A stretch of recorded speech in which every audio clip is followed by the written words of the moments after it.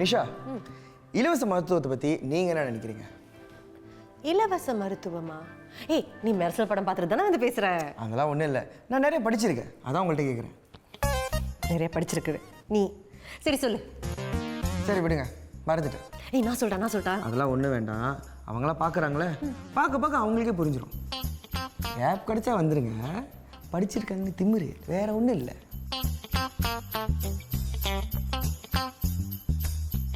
இப்போ இவன் எதுக்கு இவ்வளோ ஃபீல் பண்ணுறான்?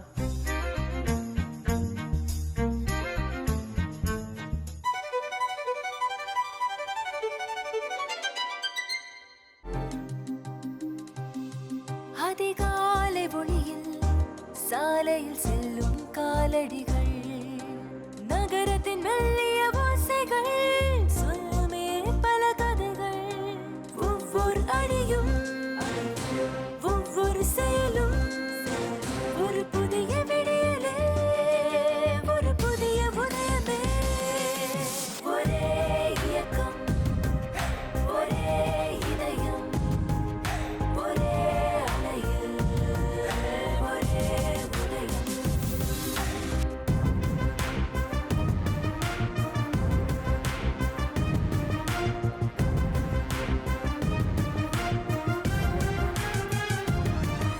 ஒரே இயக்கம், ஒரே இதயம், ஒரே அலையில் ஒரே உதயம். இனி என்றும் உதயமே.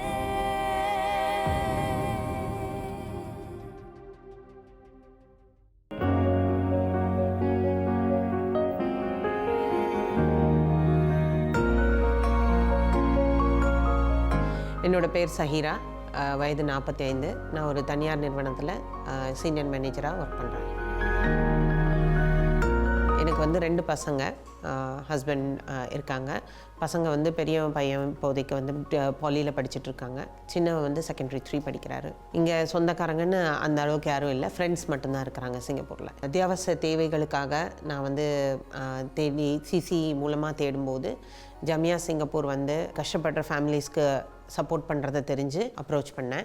அதுக்கப்புறம் என்னுடைய டீட்டெயில்ஸ் எல்லாம் வாங்கிட்டு இவங்க எனக்கு வந்து என்னுடைய ஃபேமிலிக்கு வந்து சப்போர்ட் பண்ணாங்க. அதுக்கப்புறம் வந்து இங்கே மெடிக்கல் சர்வீசஸும் இருக்குது அப்படின்னு தெரிஞ்சப்போ என்னுடைய பேசிக் மெடிக்கல் தேவைகளுக்காக அவங்கள வந்து அணுகினேன். அதுக்கப்புறம்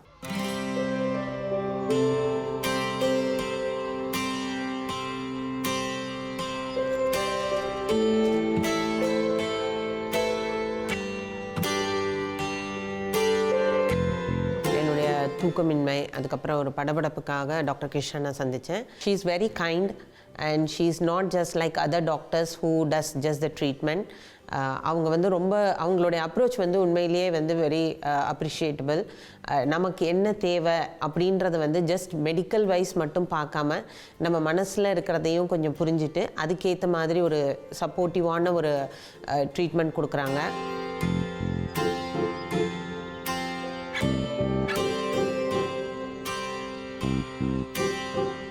அண்டு இதை ஒரு வாலண்டரி சர்வீஸாக பண்ணும்போது definitely she is doing a great thing for the society. ஒன்றும் காசாக போகிறதில்ல அப்படின்னு நினைக்கும் போது நம்மளுடைய சின்ன சின்ன விஷயங்களுக்காகவும் ஈஸியாக அவங்கள வந்து அப்ரோச் பண்ணணும்னு ஒரு எண்ணம் வருது. ஸோ பட் சின்னதுனாலும் ஒரு நாள் போக்கில் அதுதான் பெருசாக மாறப்போகுதுன்றது வந்து நமக்கு தெரியறதில்ல.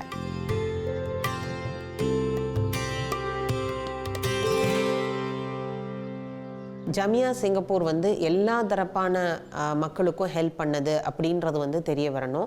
நிறைய பேர் வந்து நினச்சிட்டு இருக்காங்க ஒன்லி முஸ்லீம் மலை கம்யூனிட்டிக்கு மட்டும்தான் ஹெல்ப் பண்ணுறாங்கன்னு நினச்சிட்டு இருக்காங்க. அப்படி கிடையாது. எல்லா ரேஸ் ரிலீஜன் இது இல்லாமல் பாரபட்சம் இல்லாமல் அவங்க ஹெல்ப் பண்ணுறாங்க அப்படின்றது வந்து நிறைய பேருக்கு தெரிய வந்து இந்த சப்போர்ட்டை வந்து நிறைய பேர் எடுத்துக்கணும். இந்த நிகழ்ச்சி மூலியமாக ஒரு விஷயம் வேணும் அப்படின்றதுனா என்னுடைய அத்தியாவசிய தேவைகளுக்கு உண்டான சப்போர்ட் வந்து அதிகமாக கிடைச்சா நல்லாயிருக்கும். தினந்தோறும் தேவைப்படக்கூடிய உணவு இருக்கட்டும், குழந்தைங்களுடைய படிப்பு, இது சார்ந்த ஒரு சப்போர்ட் கிடைச்சா நல்லாயிருக்கும்.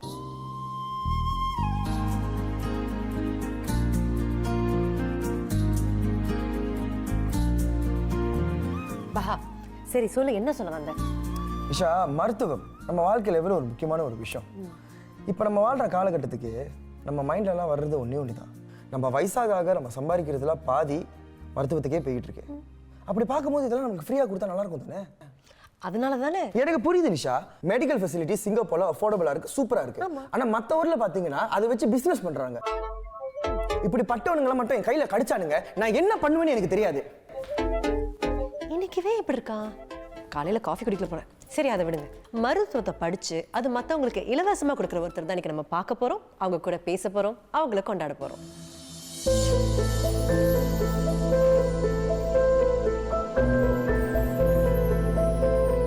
பேர் தாக்ஷாயணி. ஆனால் சிங்கப்பூரில் எல்லாரும் என்னை கூப்பிடுறது டாக்டர் கிஷன் சொல்லிட்டு. எனக்கு வயசு இப்போ 85 நடக்குது. 55 வருஷமாக நான் மருத்துவம் தான் வேலை செய்கிறேன்.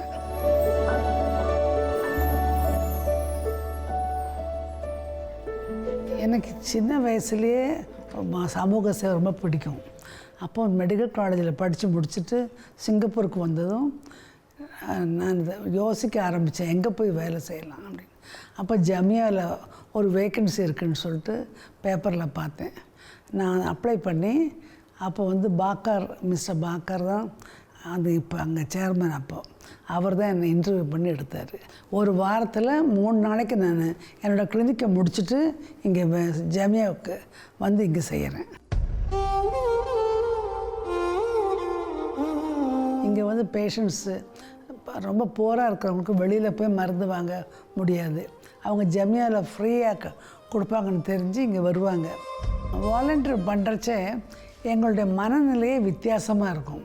காரணம், வெறும் டாக்டராக நாங்கள் கிளினிக்கில் உட்காந்து பேஷண்ட்டை பார்த்துட்டு 2 வார்த்தை பேசி பணத்தை வாங்குறதுக்கும் வாலண்டியர் பண்ணுறதுக்கும் வித்தியாசம் இருக்குது. வாலண்டியர் டாக்டர்னால் அவங்களுக்கு வந்து மனசில் ரொம்ப நன்மை இருக்கும். காரணம், வந்து பேசுகிறவங்களோட கஷ்டம், அவங்களோட குடும்பம் எல்லாத்தையும் நாங்கள் கேட்டு என்ன விதத்தில் அவங்களுக்கு ஹெல்ப் பண்ணலாம், என்னென்ன உதவி அவங்களுக்கு வேணும், அதெல்லாம் நாங்கள் பார்ப்போம்.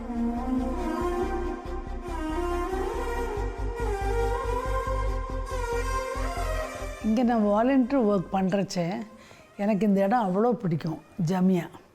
அப்போ இங்கே நிறைய லாயர்ஸ் அப்போ இருந்தாங்க. அப்போ என் பையன் லா படிக்கிறச்சே நான் அவங்ககிட்ட எப்பவும் சொல்லுவேன், மோனே நீ லா படித்து முடித்தா நீ ஜமியாவுக்கு வந்து வேலை செய்யணுன்ட்டு. ஆனால் என் பொண்ணு டாக்டர் படிக்கலை, படித்து தான் அவளையும் கொண்டு வந்திருப்பேன். இங்கே வெறும் மெடிசன் படிச்சுட்டு நம்ம சொந்த கிளினிக் நடத்தினா மட்டும் போதாது. வாரத்துக்கு 2-3 நாள் வெளியில் எங்கேயாவது சமூக சேவை செய்து ஜனங்களுக்கு ஹெல்ப் பண்ணணும். நாங்கள் படித்ததோட அர்த்தமே அதுதான்.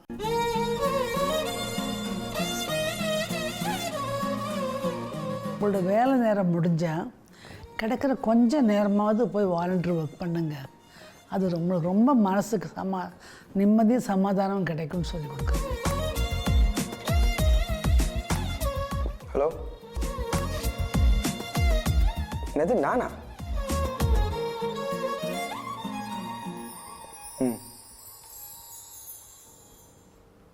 என்னண்ணே நம்ம டீப்பாக யோசிச்சுட்டு இருக்கீங்க? அது ஒன்றும் இல்லைடா, இந்த இன்டர்வியூ இருக்குல்ல, அதை என்ன செய்ய சொல்லியிருக்காங்க, அதை யோசிச்சுக்கிறேன். இன்டர்வியூ தானேண்ணே, உங்களால் பேச முடியாததா? உண்மைதான்,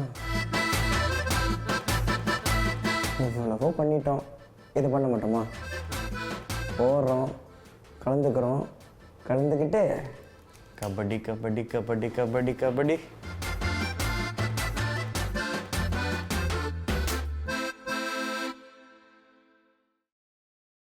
என்றும் உதயமே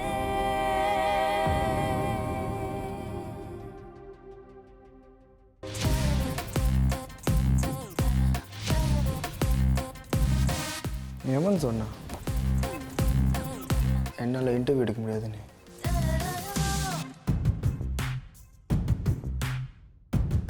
சரி டாக்டர் கிஷன், நீங்கள் வந்து மருத்துவத்துறையிலையும் இருந்திருக்கீங்க, இந்த சமூக சேவையிலையும் இருந்திருக்கீங்க. இதில் எத்தனை வருஷம் நீங்கள் இருந்திருக்கீங்க? உங்கள் அனுபவத்தை பற்றி கொஞ்சம் சொல்லுங்களேன். நான் ஒரு 50-55 வருஷமாக மெடிக்கல் ப்ராக்டிஸ் பண்ணிகிட்ருக்கிறேன். சமூக சேவையில் அதுவும் ஜமியாவுக்கு வந்து 40 வருஷத்துக்கு மேலே ஆகிடுது. சமூக சேவை பண்ணும்போது என்னென்ன மாதிரியான கஷ்டங்களை நீங்கள் வந்து கடந்து வரீங்க? சொந்தமாக ப்ராக்டிஸ் பண்ணுறச்ச கதை வேறு. காரணம், பேஷண்ட்ஸ் வருவாங்க, அவங்களுக்கு மருந்தை கொடுப்போம், பணத்தை வாங்குவோம், போட்டுடுவோம், போயிடுவோம், ரொம்ப பேச மாட்டோம். ஆனால் அதே சமூக சேவைன்னு சொல்லிட்டு இங்கே வர்றச்ச இங்கே வரவங்க ஏழைங்க. இந்த இனிப்பு நீர், ரத்த கொதிப்புக்கெல்லாம் அவங்களுக்கு மாதம் மருந்து வேணும். இப்போ வெளியில் போனால் காசு கொடுக்கணும். அப்போ இங்கே வந்து நாங்கள் ஃப்ரீயாக கொடுக்குறோன்னு சொல்லுவோம். உங்களுக்கு என்ன வேணும், உங்களுக்கு உங்கள் வீட்டில் ஏதாவது ஹெல்ப் வேணுமா, நாங்கள் பண்ணி கொடுக்குறோம் உங்களுக்கு, நான் இங்கே அவரை பெரியவர்கிட்ட சொல்கிறேன் அப்படிலாம் சொல்கிறச்ச அவங்க நம்மக்கிட்ட ரொம்ப தைரியமாக பேசுவாங்க. எல்லா விஷயமும் மனசு திறந்து பேசுவாங்க. அந்த மனசு திறந்து பேசுகிறதுலையே அவங்களோட வியாதிக்கு பாதி குணம் கிடச்சிரும். மருத்துவம் என்பது ஒரு நோமலான விஷயம். 85 வயசுலேயும் அது பிறருக்கு சேவையாக செய்யணும், மற்றவங்க அதனால் பலன் அடையணும்னு நினைக்கிற டாக்டர் கிஷன், அவங்களோட நல்ல மனசு, அதை பாராட்டுறதுக்கு என்கிட்ட வார்த்தையே இல்லை.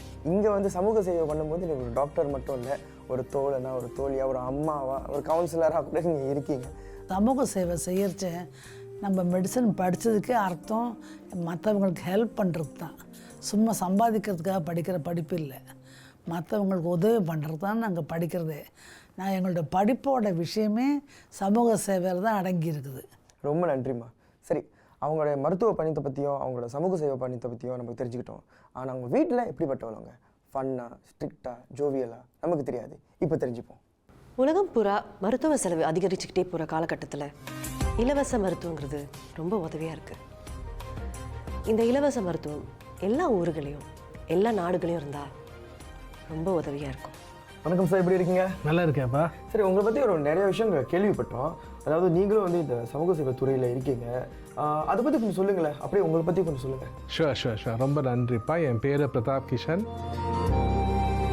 நான் ஒரு வக்கீல். நான் ஒரு ப்ரைவேட்டாக என் ஃபேம் ரன் பண்ணுறேன். அம்மா ஒரு டாக்டர் கிஷன் தாக்ஷாயினி. அவங்க எப்போதுமே யங்கில் இப்போ எப்போதுமே நம்மக்கிட்ட சொல்லுவாங்க, சமூக சேவை நிச்சயமாக செய்யணும். ஸோ அங்கேருந்து நான் ஸ்டார்ட் பண்ணேன். நானும் ஒரு வாலண்டியராக ஜமியாவில் இல்லாமல் வேறு ஆர்கனைசேஷனில் வாலண்டியர் இருக்கேன். பிசைட்ஸ் ஜமியா கேத்தலிக் லாயர்ஸ் கில்டில் கொஞ்சம் வாலண்டியர் செய்கிறேன். என்னோடய இன்ஸ்பிரேஷன்னா எப்போதுமே அம்மா தான் என்னோடய இன்ஸ்பிரேஷன். ரொம்ப அழகாக சொல்லியிருந்தீங்க. அதாவது நீங்கள் அம்மான்னு சொல்லிக்கிட்டு இருக்கும்போது எனக்கு உங்களுக்கு வந்துச்சு ஒரு சர்ப்ரைஸ் இருக்குது. அதாவது இந்த ஃபோட்டோவை பாருங்களேன். இதை பார்க்கும் போது உங்களுக்கு என்ன ஞாபகத்துக்கு வருது? ஞாபகம் நிச்சயமாக இருக்குது. இது எப்போதுமே அம்மா இஸ் வெரி க்ளோஸ், ஃபேமிலியெல்லாம் ரொம்ப இம்பார்ட்டண்ட்டாக இருக்காங்க. அம்மா எப்போதுமே ஒர்க்கிங்காக செய்கிறாங்க ஃப்ரம் யங். அம்மாவோட பர்த்டே அப்போ நம்ம எல்லாருமே ஒன்றா சேர்ந்து அம்மாவோட சர்ப்ரைஸாக கொடுத்துட்டு அம்மா போய் செலிப்ரேட் பண்ணிட்டு. ஸோ அதான் அந்த ஃபோட்டோ நீங்கள் காமிக்க ரொம்ப அதிர்ச்சியாக இருந்துச்சு. ஸோ அதுக்கு தான் நான் கொஞ்சம் தயங்குறேன் பேசப்பேன். அம்மா வந்து ஒரு அம்மா ஸ்தானத்தமாக எல்லாத்துக்கும் இருக்காங்க. வீட்டில் எப்படி இருக்காங்க? அம்மா வீட்டில் கொஞ்சம் ஸ்ட்ரிக்டாக இருந்தாங்க. ஓகே, ஸோ நம்மளுக்கு படிப்பு ரொம்ப இம்பார்ட்டன்ட் எப்போதுமே சொல்லுவாங்க. அம்மா வந்து ரொம்ப சிறு வயசுலேயே வந்து இந்த துறைக்கு வந்திருந்தாங்க. அதாவது ஒரு சமூக சேவை துறையில் வந்திருந்தாங்க. அப்படி இருக்கும்போது அந்த வயசில் அவங்க போய்கிட்டு இருக்கும்போது நீங்கள் வளரும்போது அதை பார்க்கும்போது உங்களுக்கு எப்படி இருந்தது? அது மட்டும் இல்லாமல் இப்போ வர்ற இளைஞர்களுக்கு வந்து நீங்கள் என்ன சொல்ல விரும்புங்க, அதை அப்படி சொல்லிடுங்க. யங் அப்போ அதிகம் வேலைக்காரங்க இல்லை.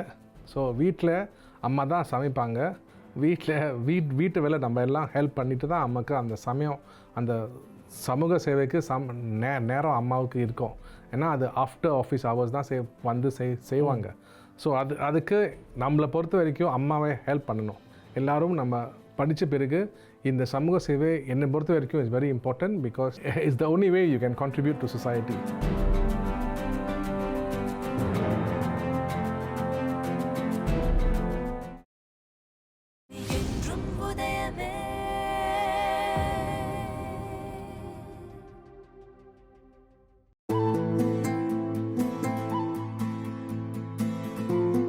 ஸோ சார், ஜாமியா நிர்வாகத்தில் நீங்கள் வந்து எத்தனை வருஷமாக இருக்கீங்க? என்னெல்லாம் பிளான்ஸ் வச்சுருக்கீங்கன்னு சொல்லுங்களேன். ஜாமியா சிங்கப்பூர்னு சொல்லக்கூடிய எங்களுடைய நிறுவனம் வந்து சிங்கப்பூரில் அறியப்படக்கூடிய ஒரு முன்னணி சமூக நலப்பணி நிறுவனம். 1932 மௌலானா அப்துல் அலீம் சித்திக்னு சொல்லக்கூடிய ஒரு அறிஞர் அவங்க இந்த நிறுவனத்தை உருவாக்கி இனம், சமயம் போன்ற வேறுபாடுகள் இல்லாமல் சிங்கப்பூர் மக்கள் அனைவருக்கும் பயன்படக்கூடிய பல்வேறு நலப்பணிகளை இந்த எங்கள் ஜாமியா நிறுவனம் நடத்திட்டுருக்கு.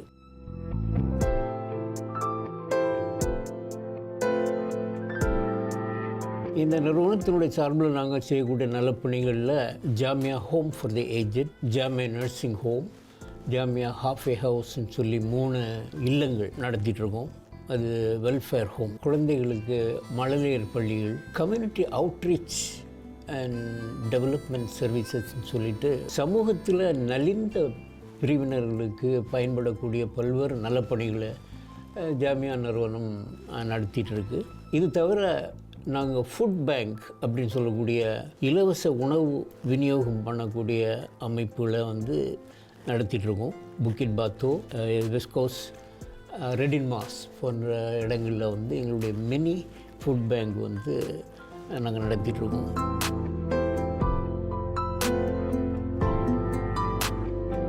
சமய நல்லிணக்கத்தை முன்னெடுத்து செல்வதற்காக பல்வேறு அமைப்புகளோடு ஒன்றாக இணைந்து நாங்கள் பல சமூக நலப்பணி திட்டங்களை கடந்த பல ஆண்டுகளாக நடத்திட்டு இருக்கோம். நிறைய விஷயத்தை நீங்கள் பண்ணிக்கிட்டு வரீங்க. ரொம்ப சந்தோஷமாகவும் இருக்குது, ரொம்ப நல்லாவும் இருக்குது கேட்குறதுக்கு. இந்த மாதிரியான விஷயங்களை நீங்கள் பண்ணிகிட்டு இருக்கும்போது எனக்கு என்ன தோணுதுன்னா, அதாவது மக்களுக்கு வந்து இப்போ நீங்கள் செய்கிற விஷயத்தை பற்றி தெரியுது, அதாவது அவங்களுக்கு தெரியாத சில விஷயங்கள், அதாவது எதிர்காலத்துக்கு நீங்கள் என்னென்ன பிளான்ஸ் வச்சுருக்கீங்க அதை பற்றி கொஞ்சம் சொல்லுங்களேன். முன்னாடி இருந்தவங்களுக்கு உள்ள தேவை அடிப்படை தேவைகளாக இருந்திருக்கலாம், உணவு அந்த மாதிரி. இப்போது வந்து மக்களுடைய சிங்கப்பூருடைய வளர்ச்சியில் பல்வேறு விதமான மாற்றங்களும் முன்னேற்றங்களும் பிரமிப்பான பல விஷயங்கள் நாம் நடத்திட்டு இருக்கோம். உலக நாடுகளுக்கே ஒரு முன்னோட்டமான ஒரு முன்னணி நாடுகளாட்டு சிங்கப்பூர் வந்து சிறப்பாக செயல்பட்டு கொண்டிருக்கிறது. இந்த நிலையில் மக்கள் சந்திக்கக்கூடிய சில முக்கியமான பிரச்சனைகள் கூட இருக்குது. குறிப்பாக நலிந்த பிரிவினர்களுக்கு தேவையான சில பிரச்சனைகள், அதுகளை வந்து எப்படி நாம் வந்து அரசாங்கத்தோடு சேர்ந்து மற்ற சமூக நல அமைப்புகளோடையும் சேர்ந்து நாம் வந்து பணியாற்றி அவர்களுடைய தேவைகளை பூர்த்தி செய்யலான்னு உள்ளது வந்து ஒரு பொதுவான நோக்கமாக ஜாமியா சிங்கப்பூர் செயல்பட்டு கொண்டு வருகிறது. எங்கள்கிட்ட வந்து கவுன்சிலர்ஸ், எங்கள்கிட்ட வந்து வாலண்டியர்ஸ் போன்றவர்களாம் நிறைய பேர் பணியாற்றிட்டு இருக்காங்க. அவங்களெலாம் வந்து அந்த தேவை உள்ளவர்களுக்கு என்ன தேவையோ அதுகளை கொண்டு செலுத்துறதில் முக்கியமான பணியை நாங்கள் ஆகிட்டு நிறைய விஷயம் பண்ணிக்கிட்டு வரீங்க. இப்படி இருக்கும்போது இலவச மருத்துவம் அப்படின்னு சொல்லும்போது இதில் இருக்கிற முக்கியத்துவம் என்ன, அதுக்காக நீங்கள் என்ன பண்ணிக்கிட்டு வரீங்கன்னு கொஞ்சம் சொல்கிறீங்களா? 1975 நாங்கள் இந்த இலவச மருத்துவ உதவி செய்யக்கூடிய ஒரு பணியை மினிஸ்ட்ரி ஆஃப் ஹெல்த்தினுடைய லைசன்ஸோடு சேர்த்து ஜாமியா அதில் வந்து இந்த 31 லோரம் 12 கேலாங்கில் இருக்கக்கூடிய எங்களுடைய ஹெட் குவார்ட்டர்ஸில் அந்த அமைப்பை நாங்கள் உருவாக்கணும். இலவச மருத்துவ சேவைக்கு பயன்படுத்துறதுக்காக வேண்டி எங்கள்கிட்ட வந்து மருத்துவ பணியாளர்கள் வந்து அவங்களாட்டே வாலண்டியராட்டு எங்கள்கிட்ட சேர்ந்தாங்க. டாக்டர் குர்புத்தீன், டாக்டர் கிஷன் போன்றவர்கள்லாம் நீண்ட நாட்களாக வந்து எங்களுடைய இலவச மருத்துவ பணி மையத்தில் அவங்க பணியாற்றிட்டு இருக்கிறாங்க வாலண்டியராட். இப்போ சிங்கப்பூரில் வந்து மருத்துவ சேவைகள் வந்து நம்முடைய எல்லா இதுலேயும் உயர்ந்த தரத்தில் இருக்குது. இருந்தாலும் இந்த ஏழை எளிய மக்கள் இந்த எங்களுடைய நிறுவனத்தினுடைய பல்வேறு பணிகளினால் பயனாளர்களாக இருக்கக்கூடியவங்களுக்கெல்லாம் எங்களுக்கு கொஞ்சம் இலகுவாக வந்து எங்களை அணுகி இந்த இலவச மருத்துவ வசதிகளை பயன்படுத்துறதுக்கு அவங்க முன் வந்தாங்க. வரக்கூடியவங்க வந்து ஒரு இங்கே எங்களுடைய வாலண்டியர்ஸ் டாக்டர்ஸினுடைய அணுகுமுறையினாலையும் அவங்க வந்து அவங்கள பரிவோடு கவனித்து அவங்களுக்கு தேவையான சில வழிகாட்டுதல்களை எல்லாம் சொல்லி செய்யறதுனால ஜாமியாவுடைய இந்த இலவச மருத்துவ மைய பணி இன்னும் தொடர்ந்துட்டு தான் இருக்குது. அதுக்கு தேவை இருக்குதுன்னு தான் நாங்கள் நினைக்கிறோம். ரொம்ப அழகாக சொல்லியிருந்தீங்க சார், ரொம்ப ரொம்ப நன்றி. சரி, அவங்க என்ன சொல்ல வராங்கன்னா, ஜாமியா ஆர்கனைசேஷன்லேருந்து அவங்களோட சமூக சேவையை அவங்க செஞ்சுக்கிட்டு வராங்க. ஆனால் நாங்களும் ஏதாவது பண்ணணும்ல, என்ன பண்ணலாம்?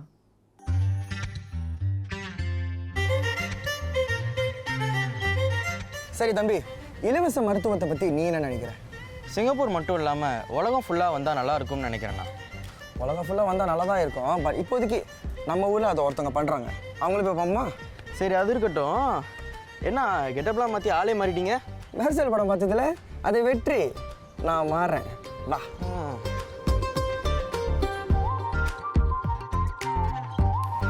வா. வணக்கம்மா. வணக்கம்மா. இதுதான் நம்ம ஸ்டூடெண்ட் வாலண்டியர். வணக்கம்மா, என் பேர் குவின். யா அம்மா, எனக்கு ஒரு கேள்வி இருக்குது. எனக்குமே பொது சேவை செய்யணும்னு ரொம்ப ஆசை, வாலண்டியர் பண்ணணுன்னு. ஆனால் எப்படி பண்ணுறது, எங்கே போகணும், எப்படி ஆரம்பிக்கணும், அந்த ப்ராசஸை பற்றி கொஞ்சம் சொல்லுங்களேன். தம்பி, நீ படித்து முடிச்சிட்டேன்னா உனக்கு வந்து நேரம் கொஞ்சம் இருக்கணும். படிப்பு மட்டுமே இல்லை, கொஞ்சம் பொழுதை வந்து கொஞ்சம் மாற்றி வச்சுட்டு நீ ஜமியாவுக்கு வா. வந்து கேட்டேன்னா நாங்கள் எல்லாம் உனக்கு சொல்லித்தரோம். அங்கே உனக்கு என்ன சேவை பண்ணணும், நீ உனக்கு எது விருப்பம் சொல்லிட்டா ஜமியாவில் எல்லாமே பண்ணி கொடுப்பாங்க. கண்டிப்பாக வந்துடுவல? கண்டிப்பாக.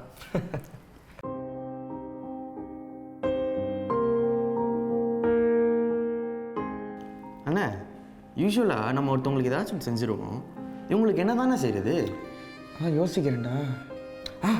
அவங்க ஏதோ கேட்டாங்க தானே, தினசரி அத்தியாவசியமான பொருட்கள் ஏதாச்சும். அப்போ அதே செஞ்சிருவோம். அப்படின்னா அப்போ நான் ஏதாச்சும் வாங்கிட்டு வரட்டா? டேய், ஐயோ, அவங்களுக்கு என்ன பிடிக்கணும் உனக்கு என்னடா தெரியும்? அப்போ வேறு என்ன தானே பண்ணுறது?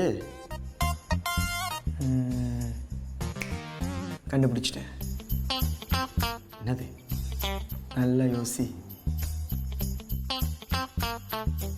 சரி, நாம் நிகழ்ச்சியோட கடைசி பகுதிக்கு வந்திருக்கோம். அம்மா, உங்ககிட்ட நன்றி சொல்லியே ஆகணுமா. அதாவது வந்து சமூக சேவை செய்கிறது வந்து ஒரு சுலபமான விஷயம் இல்லை. அது வந்து உங்களோட துறையில் நீங்கள் இருந்துக்கிட்டே, இந்த மருத்துவத்துறையில் இருந்துக்கிட்டே இது பண்ணிக்கிட்டு இருக்கீங்க. உங்களுக்கு மக்கள்கிட்ட சொல்கிறதுக்கு ஏதாவது இருக்கா? எல்லாரும் எங்கிட்ட வரணும். எங்களால் முடிஞ்ச அளவுக்கு நான் உங்களுக்கெல்லாம் உபகாரம் பண்ணுவேன். எங்களோட கடமை அதுதான். ரொம்ப அழகாக சொல்லியிருந்தீங்கம்மா, ரொம்ப ரொம்ப நன்றி. அக்கா, அதாவது நீங்கள் சொல்லியிருந்தீங்க உங்களுக்கு வந்து உங்களோட தினசரி தேவைக்கு வந்து ஏதாவது செலவுக்கு இந்த வந்து இருந்தால் நல்லாயிருக்கும், அதாவது உங்கள் பிள்ளைங்களுக்கு இல்லை சாப்பாடுக்கு ஏதாவதுன்னு. ஏதோ எங்களால் முடிஞ்ச அளவுக்கு உங்களுக்கு ஒரு சின்ன அன்பளிப்பு நீங்கள் கொடுப்பாங்க. நன்றி நன்றி. நன்றிக்கா. சரிக்கா, நீங்கள் ஏதாவது சொல்ல விரும்புகிறீங்களா? நிறைய பேர் வந்து அப்ரோச் பண்ணுறதில்ல, என்ன செய்கிறதுன்னு தெரியாமையே இருக்கிறாங்க. இந்த நிகழ்ச்சிக்கு அப்புறம் இதை பார்த்துட்டு வந்து அப்ரோச் பண்ணாங்கன்னா அவங்களுக்கும் வந்து இந்த மாதிரி உதவிகள் கிடைக்கும். சரி, அக்கா ரொம்ப அழகாக சொல்லியிருந்தாங்க.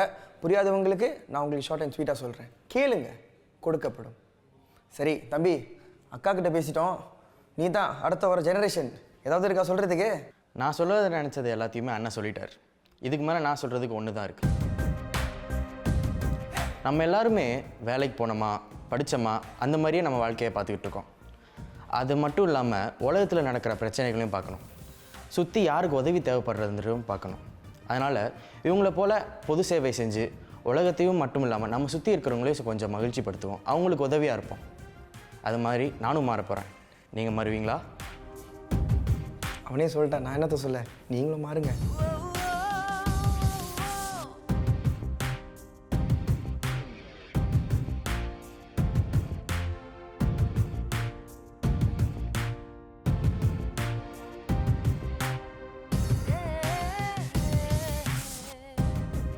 மற்றவங்களுக்கு நல்லது பண்ணும்போது அதுலேருந்து கிடைக்கிற வாழ்த்திருக்கு அந்த சந்தோஷமே தனி. மனுஷங்க கண்மூடித்தனமாக நம்புகிற ரெண்டே விஷயம், ஒன்று கடவுள், இன்னொன்று டாக்டர்ஸ். அதுவே டாக்டர்ஸ் இருக்காங்களே, அவங்கள்கிட்ட மட்டும்தான் நம்ம உயிரை நம்பி தரோம். டாக்டர்ஸ்க்கு கிடைக்கிற வாழ்த்து பேஷண்ட்ஸ் கிட்ட இருந்து மட்டும் இல்லை, பேஷண்ட்ஸோட ஃபேமிலி மெம்பர்ஸ் கிட்ட இருந்து கிடைக்கும்போது அதில் கிடைக்கிற அந்த ஃபீலிங் இருக்க வேற மாதிரி. மற்றவங்களுக்கும் நல்லது செய்வோம், நாமளும் நல்லா இருப்போம்.